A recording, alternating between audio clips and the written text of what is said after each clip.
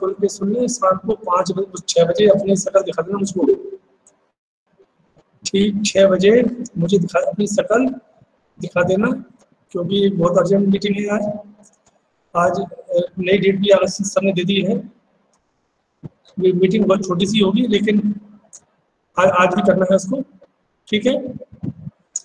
तो ठीक 6 बजे जो बच्चे इसमें आज 12th ए के जितने बच्चे भी यूथ पार्लियामेंट में हैं वो सारे के सारे ठीक 6 बजे अपने सारे काम छोड़ करके पहुंच जाना, ठीक है ना, जिससे कि हम इसको लगभग इसको फाइनल किए थे। खैर अब लौट के अपने टॉपिक पे आते हैं। मुझे बताओ बेटा कि आज का हमारा टॉपिक क्या था, क्या पढ़ना है आपको, बताइए, किसी को याद है, किसी को याद नहीं है? सर कुछ मोटर से रिलेटेड पढ़ना था। हाँ, हम लोग कल पढ़ रहे थे, कल मीन्स शायद सैटरडे को हम लोग टॉर्क पढ़ रहे थे बेटा, याद आ गया? मैंने आपसे कहा था कि यदि एक कॉइल को यदि हम लोग किसी मैग्नेटिक फील्ड में रखते हैं तो वो घूमने लगती है, वो उस पर टॉर्क लगेगा। टॉर्क लगाने का मतलब ये हुआ कि वो घूमने लगेगी, और जो टॉर्क होगा वो कितना आया था याद है किसी को? तो is equal to NBI sin थीटा, राइट। यहाँ पर जो n था, वहाँ पर जो n है वो क्या है? Number of turns in coil था, B मैग्नेटिक फील्ड था, I करंट था, A एरिया ऑफ कॉइल था, और theta is the angle between area of coil and magnetic field, right? Now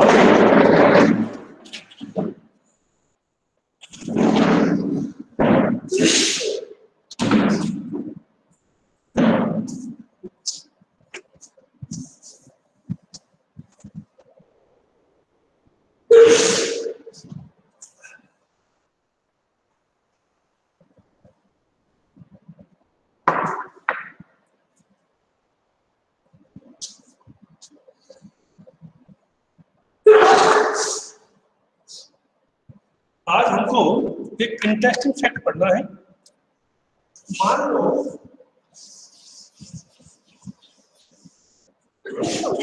ये एक कॉइल है और इस कॉइल में से आई करंट पास करते हैं, बताइए इसका मैग्नेटिक फील्ड कितना होगा?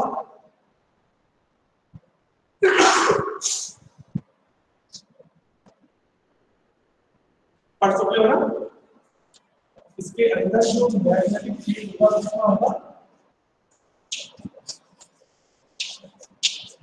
सही है? यस और नो? Yes sir. अच्छा, यहाँ पर ये एंड क्या है? The number of turns in the coil. Low,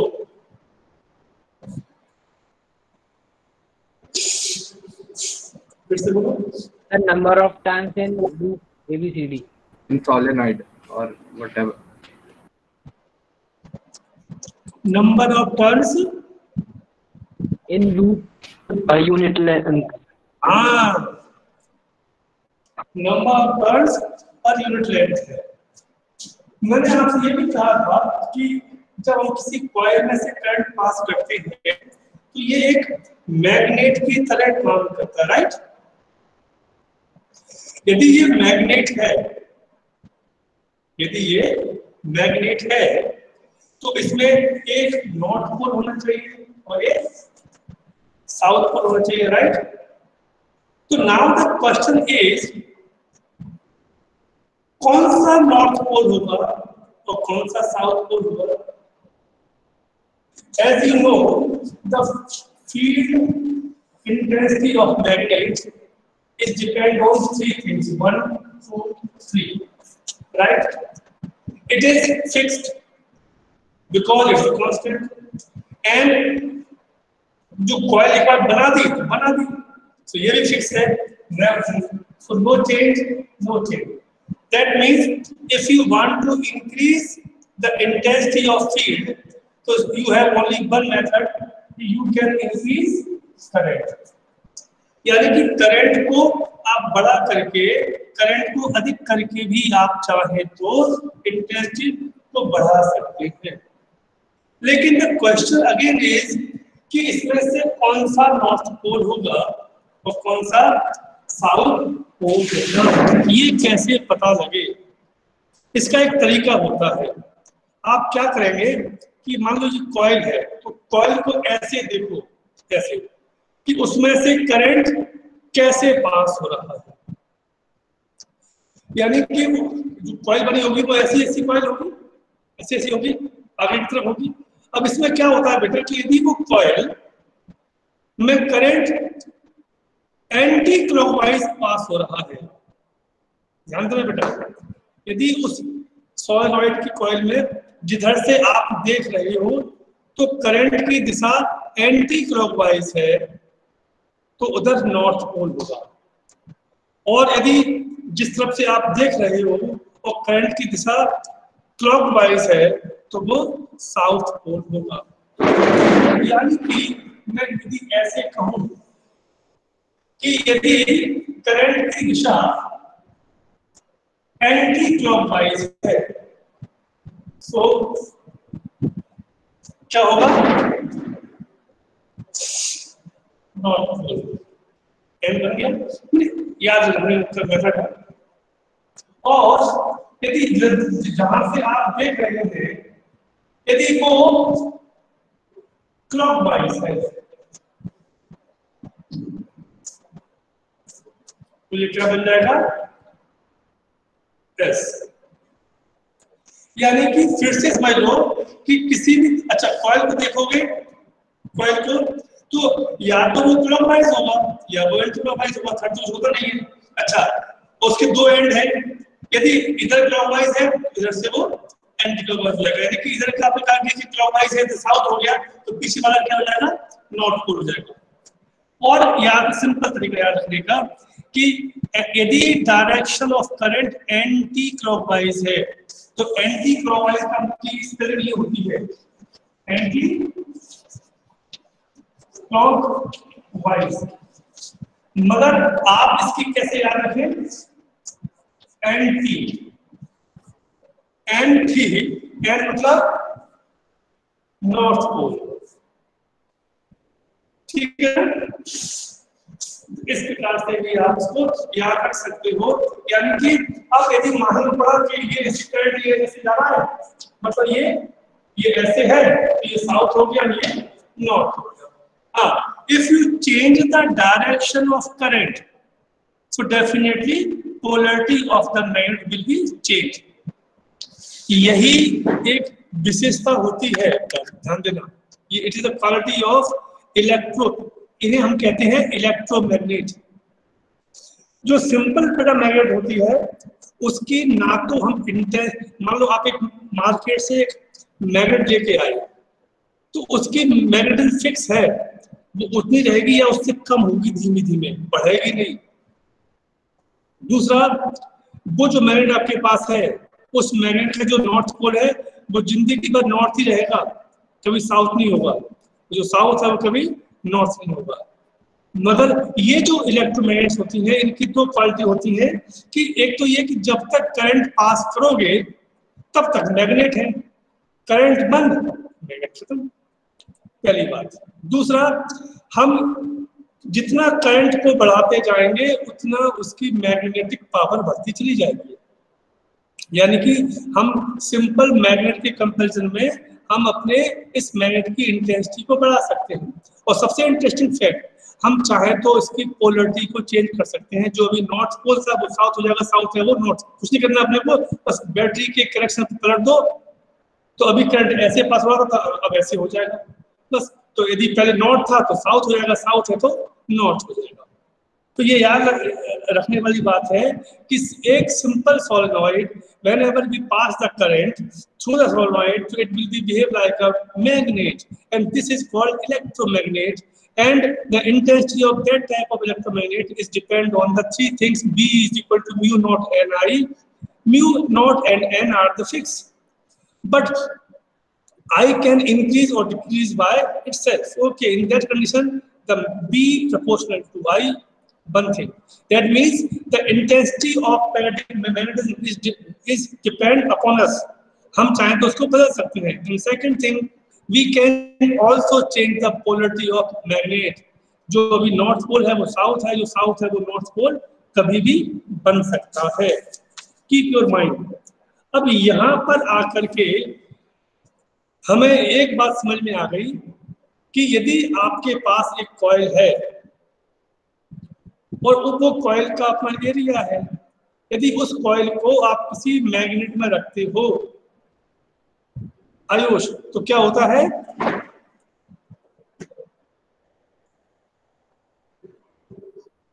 sir एक बार सर रिपीट कर दीजिए सर, वो यदि नेटवर्क आप किसी कॉइल को जिसका एरिया ए है उसको आप यदि किसी मैग्नेटिक फील्ड के बीच में रखते हो और उस कॉइल में से करंट पास करते हो तो क्या होगा? सर वो बाउंस करने लगेगी सर. क्या करने लगेगी सर? मतलब वो बाउंस करने लगेगी सर. आपने कल वो एग्जांपल बताया था ना. और कोई सर रोटेट हो जाएगी सर. श्रेय टॉर्क कौन बोला?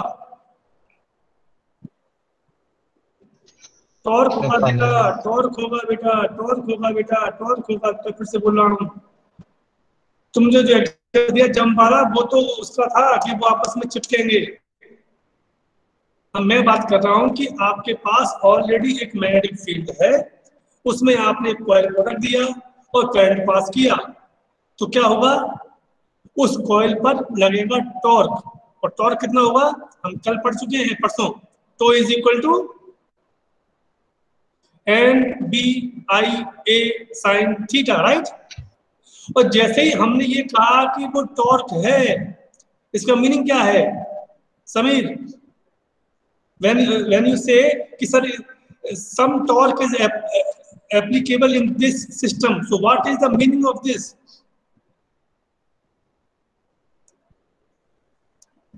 Sameer Alam, sir, why does increase in loops of wire increase the, एक मिनट पढ़ना पड़ेगा, एक मिनट.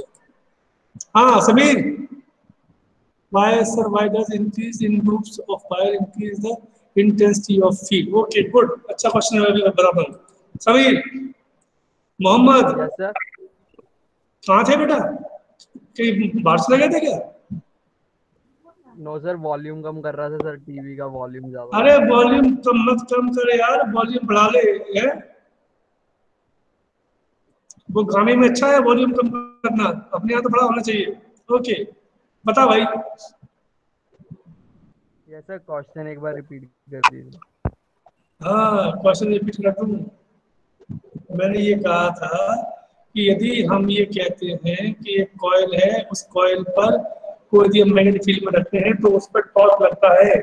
यदि उस पर टॉर्क लग रहा है, इसका मतलब क्या है?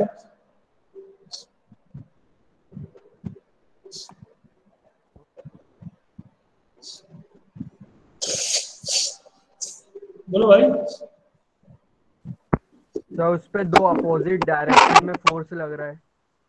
वो ठीक है, वो तो इसमें हो कैसे? इसका बेनिफिट क्या है, फायदा क्या है इसका?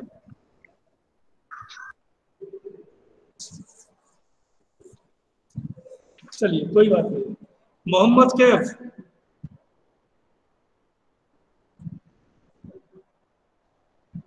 Yes sir. मोहम्मद कैफ, हाँ जी बोलो बेटा.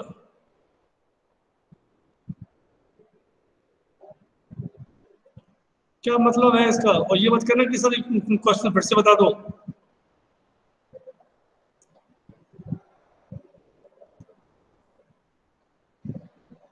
अपना माइक तो अनम्यूट करो भाई. सर नहीं पता.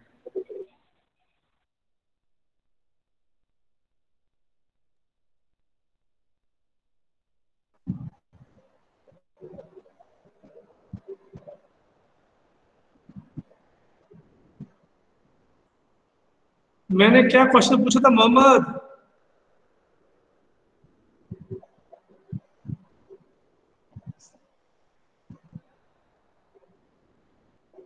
Mohammad Kaif. Yes sir yes. क्या बात है? मैं ये पूछ रहा हूँ कि मैंने क्वेश्चन क्या पूछा था?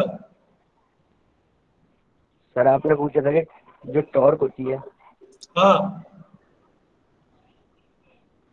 टॉर्क होती है तो सर कॉइल के ऊपर सर रखें। अरे भैया देख लो महाराज, मोहम्मद कैफ देख लो। मैं इतना जानता हूं कि यदि तुम्हें ये लगता है बेटा कि तुम टीचर को बेवकूफ बना रहे हो, तो ये आपकी अपनी व्यक्तिगत बेवकूफी है, क्योंकि हमें बेवकूफ बना करके आपको कुछ नहीं मिलना।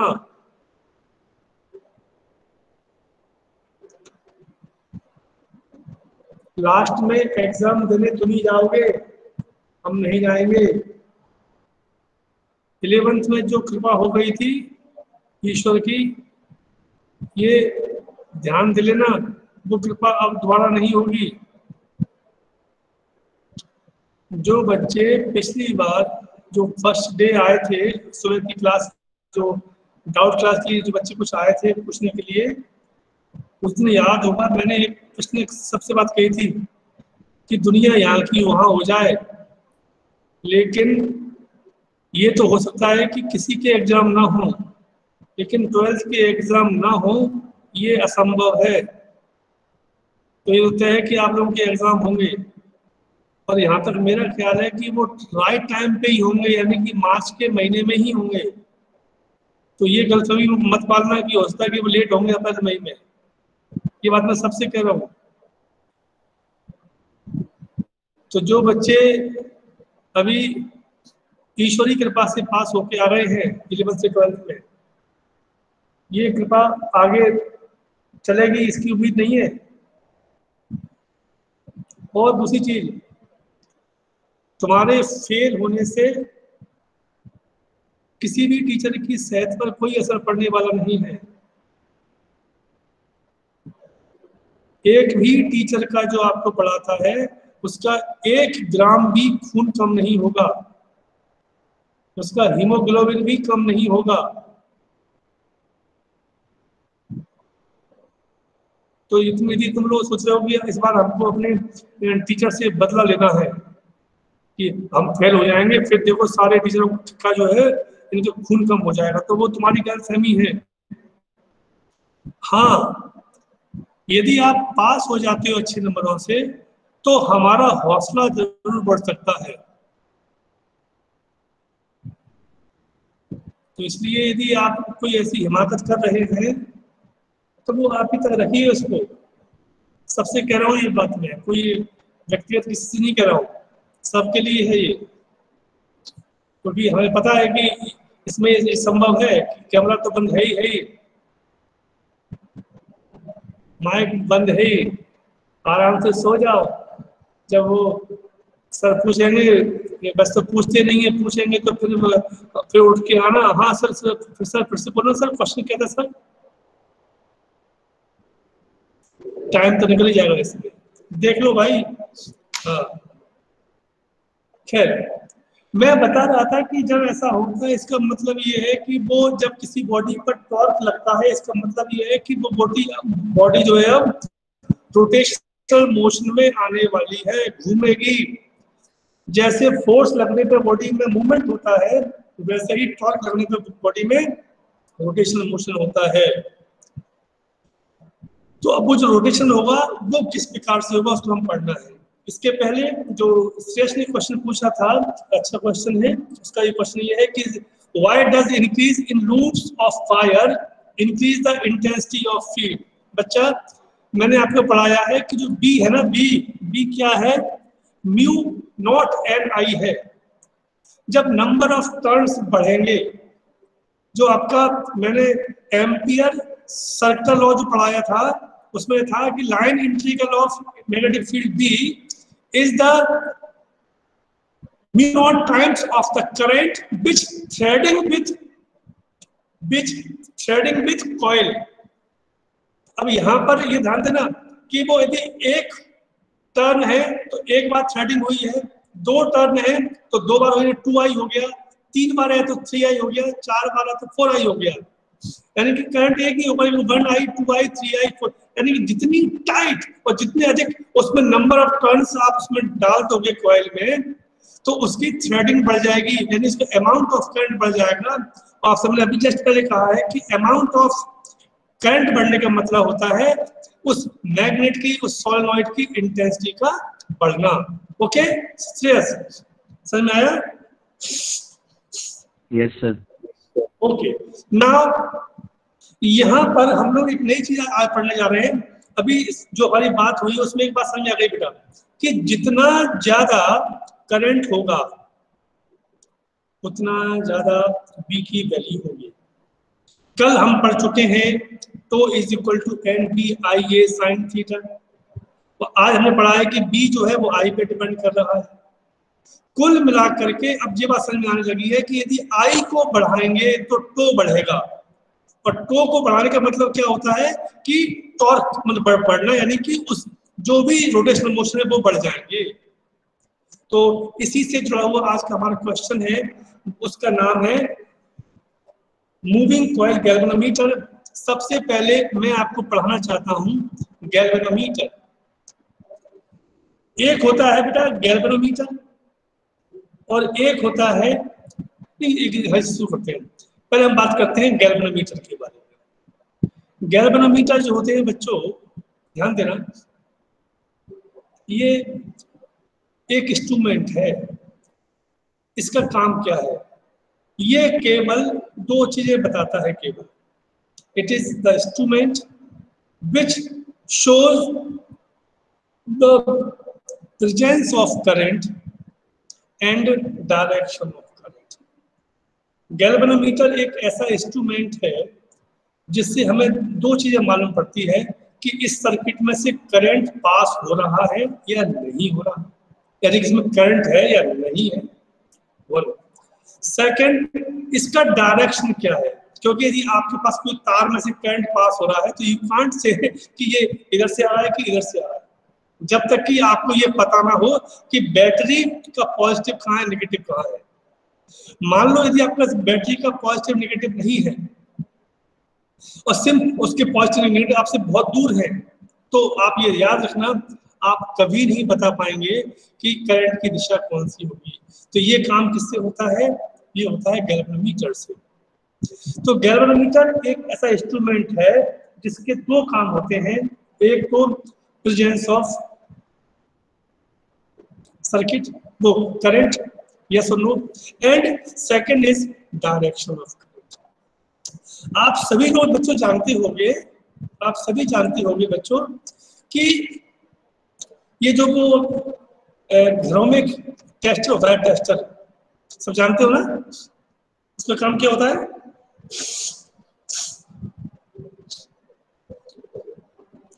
टेस्टर का काम क्या होता है? हाँ, हम लोग क्या करते हैं बेटा, उसको लेते हैं, उसको लगाते हैं बोर्ड में और पीछे हाथ लगाते हैं, राइट? ध्यान देना, उससे क्या होता है हमको अर्थ, यदि उसमें जो हल्का सा एक एलडी लगा होता है, यदि वो जल गया तो हम लोग क्या बोलते हैं? यस, इसमें करंट आ रहा है, और नहीं आएगा तो क्या बोलेंगे? नहीं आ रहा है। सेम टू सेम बात यहां होती है, कहां पर? इस जगह पर। तो फिर आप ये कह सकते हो कि सर जब हमें ये सिर्फ यही पता लगाना है कि करंट कहाँ है तो हमारे पास तो टेस्टर है, उससे लगा देंगे। यस, लगा सकते हो, लेकिन आप उससे ये नहीं पता लगा पाओगे कि उसका डायरेक्शन कौन सा है। लेकिन इसकी एक कमजोरी भी है, गैल्वेनोमीटर से आप उसके करंट की प्रेजेंस को शो कर सकते हो, डायरेक्शन को शो कर सकते हो, मगर उसके अमाउंट को शो नहीं कर सकते। कितना करंट पास हो रहा है यू कांट से। आप ये नहीं कह सकते कि सर इसमें से 2 एम्पीयर करंट है, 3 है, 4 है, 5, 6, 7 है, व्हाटएवर जो भी हो, नहीं कह सकते। तो ये इसकी कमी है। इसको हम लोग अगले क्वेश्चन में ठीक करेंगे जब हम लोग पढ़ेंगे अमीटर। जो अमीटर होता है उसका काम होता है करंट को नापना। तो सबसे पहले होता है गैल्वेनोमीटर, तो लिखिएगा इसके बारे में गैल्वेनोमीटर। लिखिए galvanometer is a device, galvanometer is a device which is used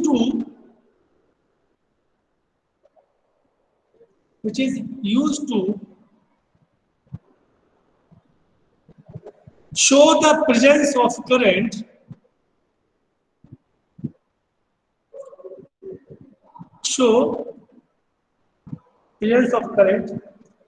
and direction of current.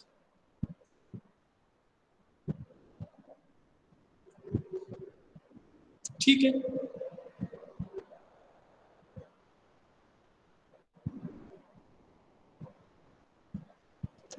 Okay. अब सेकंड बात,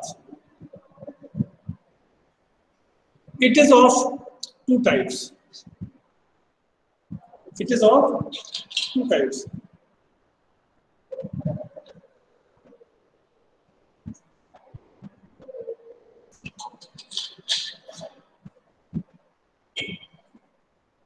It is of two types. Number one, moving coil galvanometer. Moving coil galvanometer.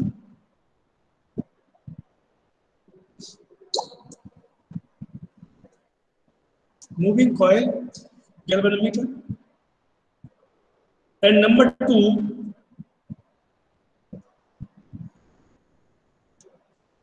moving magnet galvanometer.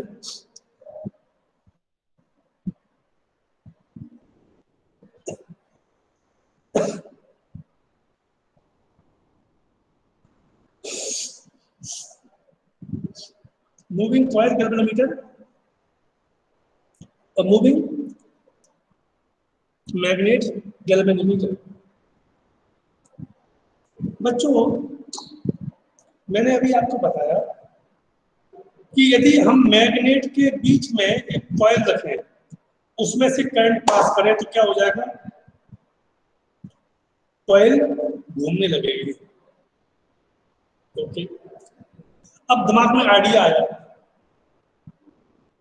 क्या ये संभव नहीं है कि हम लोग कॉइल को फिक्स कर दें और उसमें से करंट पास करें और मैग्नेट को बीच में रख दें, तो क्या वो घूम सकती है? श्रेयस,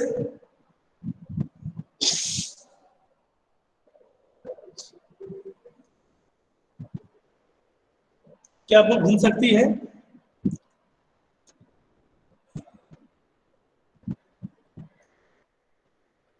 ओके, आयुष? सर नहीं घूम सकता। ये किसने कहा? आयुष ने? सर आयुष। ओके, क्यों नहीं घूम सकती भाई? सर इसमें सर करंट भी आने लगा ना। करंट तो कॉइल में से पास होगा।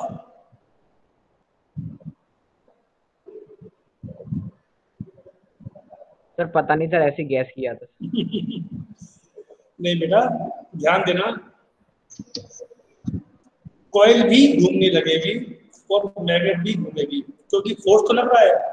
और उसमें से आपने एक चीज को आपने कांस्टेंट कर दिया, एक को आपने फ्री कर दिया, ठीक है ना? तो ये याद रखना बेटा, उसमें भी दोनों ऑप्शन सही है कि यदि आपने, अच्छा, करंट कॉइल में से पास होगा, यदि मैग्नेट फिक्स है तो कॉइल घूम जाएगी, और यदि कॉइल फिक्स है तो मैग्नेट घूम जाएगी। तो जिसमें कॉइल घूमती है उसे हम कहते हैं मूविंग कॉइल गैल्वेनोमीटर, और दूसरी जो होती है जिसमें मैग्नेट घूमती है उसे हम कहते हैं मूविंग मैग्नेट गैल्वेनोमीटर। ठीक है, ओके, लेकिन आपके सिलेबस में केवल मूविंग कॉइल गैल्वेनोमीटर है, मूविंग मैग्नेट नहीं है। तो बस आपने यहाँ तक लिख दिया ना कि it is of two types, moving coil galvanometer, number 2 moving magnet galvanometer. Moving जो कॉइल गैल्वेनोमीटर होते हैं इसके दो टाइप होते हैं, एक को हम बोलते हैं फ्रीली सस्पेंडेड कॉइल गैल्वेनोमीटर और एक होता है पिवोटेड और वेस्टर्न गैल्वेनोमीटर। वैसे ही मूविंग कॉइल गैल्वेनोमीटर जो होता है मूविंग मैग्नेट वाला, उसके दो होते हैं, एक को हम बोलते हैं टेंजेंट गैल्वेनोमीटर और एक को हम बोलते हैं के गैल्वेनोमीटर। क्योंकि वो हमारे सिलेबस में नहीं है, हमें नहीं पढ़ना, हमें सिर्फ एक ही पढ़ना है, तो आप डालिए heading moving coil galvanometer, moving coil galvanometer लिखिए। It is a device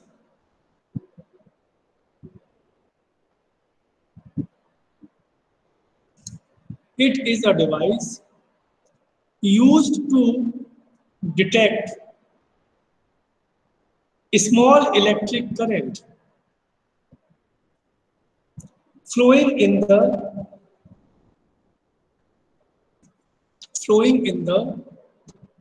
electric circuit, flowing in the electric circuit.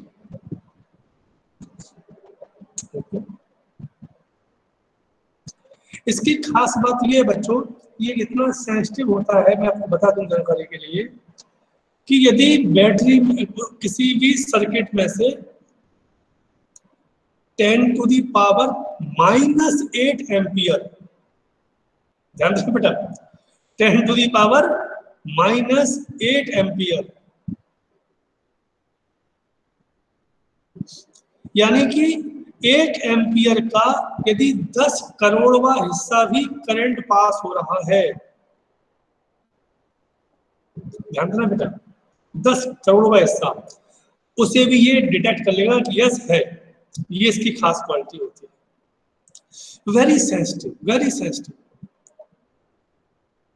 ठीक, हाँ, वो जो दूसरे वाले होते हैं मूविंग मैग्नेट, वो उतने सेंसिटिव नहीं होते, वो छोटे मोटे कामों में काम आते हैं, सबसे बेस्ट यही है। तो अब इसका हेडिंग डालिए नंबर 2 प्रिंसिपल, प्रिंसिपल। सभी लोगों से रिक्वेस्ट है प्रिंसिपल की स्पेलिंग सही लिखें, क्योंकि हमारे प्रिंसिपल सर हमसे कई बार कह चुके हैं कि सारे बच्चे जो है प्रिंसिपल की स्पेलिंग PRNCIPALE लिखते हैं हमेशा।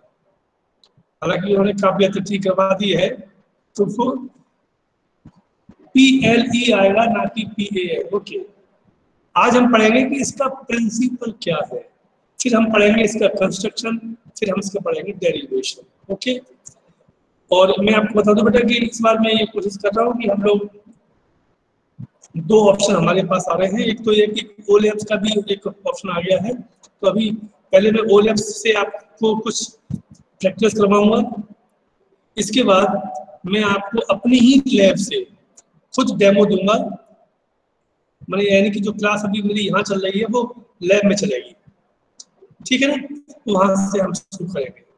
तो ये सब ये सारे इंस्ट्रूमेंट वहां पे आपको मैं दिखा भी दूंगा, तो आपको समझ में आएगा कि हाँ वाकई में इसका मीनिंग क्या है। ओके, तो लिखिएगा moving coil galvanometer is based on the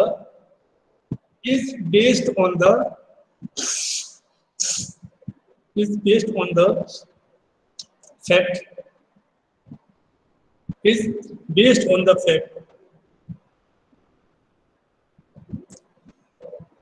when a current carrying loop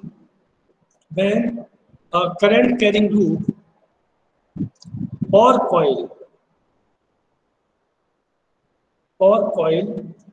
is placed in the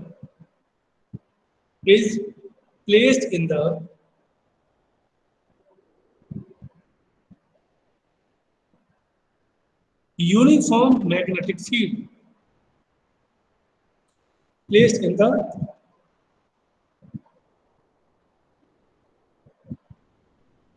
uniform magnetic field.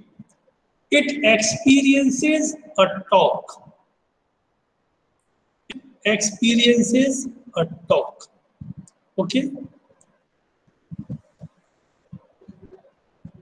यानी कि जब कभी भी हम किसी ऐसी कॉइल को जिसमें से करंट पास हो रहा हो उसको किसी मैग्नेटिक फील्ड में रखते हैं और वो भी यूनिफॉर्म होना चाहिए, तो वो कॉइल जो है वो उसको क्या बोलते हैं, एक टॉर्क महसूस करती है, एक्सपीरियंस करती है। ये इस प्रिंसिपल पर काम करेगा। ठीक बच्चों, आज के लिए इतना ही।